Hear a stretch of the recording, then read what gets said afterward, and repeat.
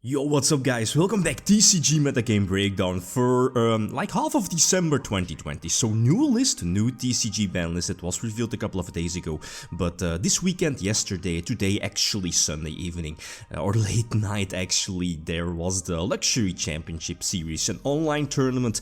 As you see here the pie chart, a little over 240 players, so that's quite big, as you know, always right with these tournaments. And this is the full pie chart, the full breakdown with well, basically, you know, what you would expect after like you know, the first weekend with our new TCG list, with basically Eldritch, Zodiacs and Virtual World taking the lead, well, Zodiacs a little bit over the other two, and then followed by Drytron, Dinosaur, you know, and Invoked and so on.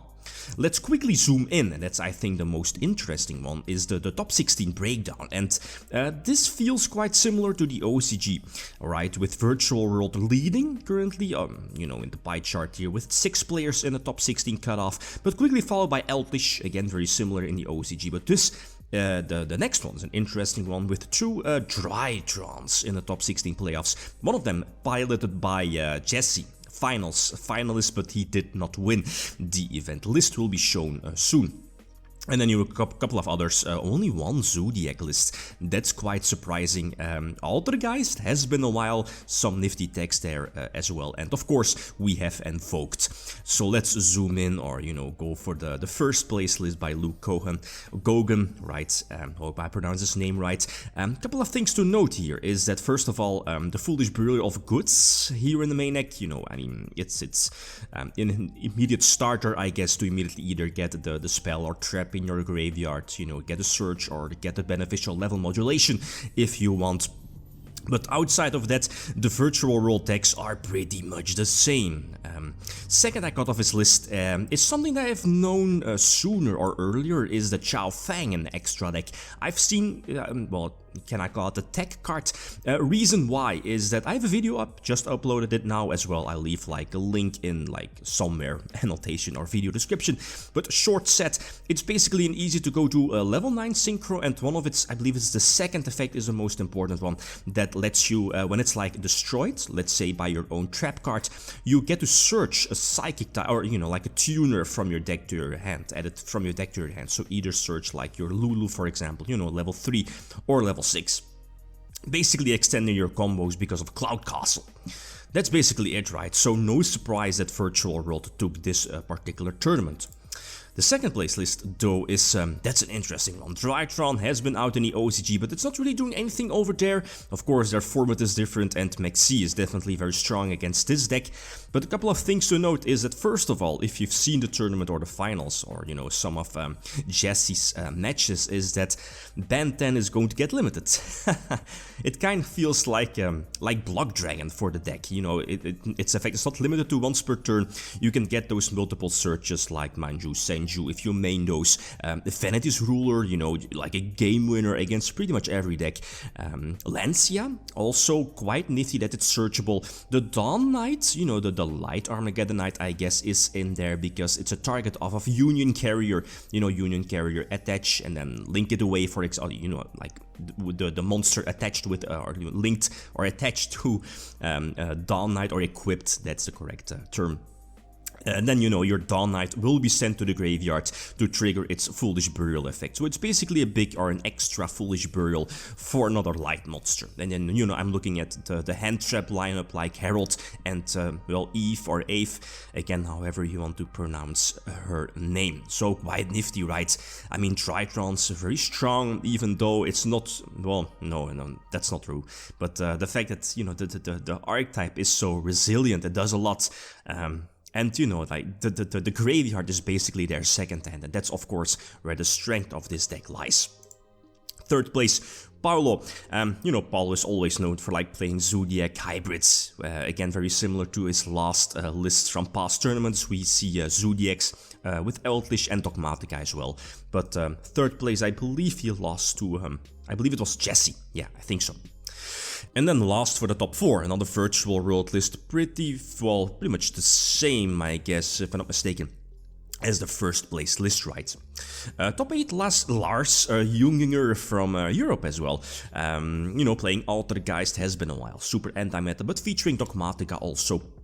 That's quite nifty. You might know Lars from, you know, topping a couple of YCSs here in Europe, but also playing like Volcanic Heroes at YCS Bochum and topping it with it as well. I have the list on my channel somewhere. Let's move on to the top 8, another virtual world list, 40 card sharp. Again, pretty much the same as we've seen before, right? Let's move on. 60 cards, by the way. Some small, at least a small shuttle package here. The top 8, what can I call it, right? I mean, we see the Red Eyes package, we see Dogmatica, a lot of traps, we see Paleo, and well, Dino-Mysticus also, Sinister Shadow Games, 60 cards I'll take. The Earth Mirror Force, right? That's the name. Well, that's not really the name. The Sandstorm Mirror Force, that was the name. Quite nifty. Could catch your opponent off guard.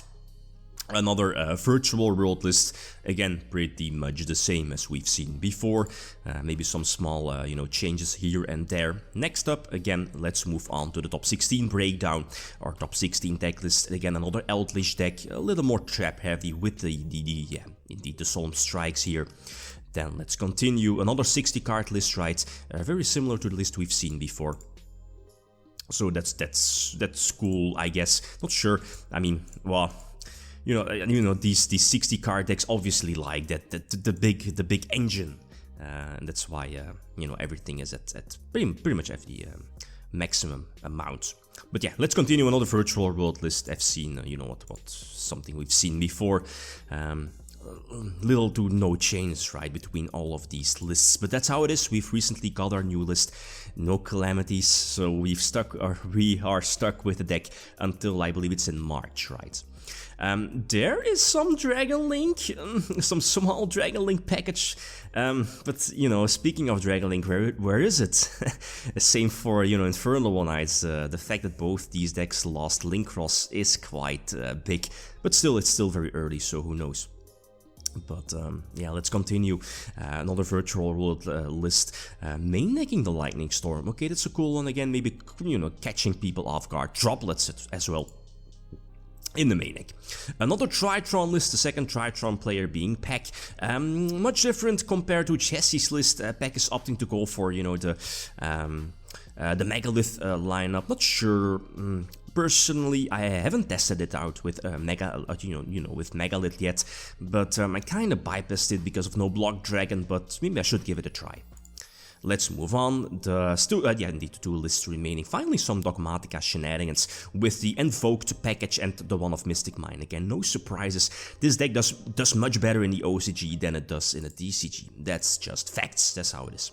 And last, we have Dinkabui's list, top 16, and that's basically Eldritch featuring the Red Eyes package. So conclusions for, you know, the very early TCG format. Well, is that a couple of decks like Dragon Link and Infernoble Knights feel like they got like a big hit, and people preferred, I guess, Virtual World and Eldritch, the more secure decks. But Drytron is going, you know, coming from nowhere, I guess. But now people know how strong it is and what it does. It's stuff like Bantam, the fact that it's not able to, you know, like being able to activate multiple times per turn makes the card quite, you know, quite frightening, if you ask me.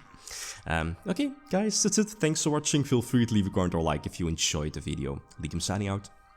Peace.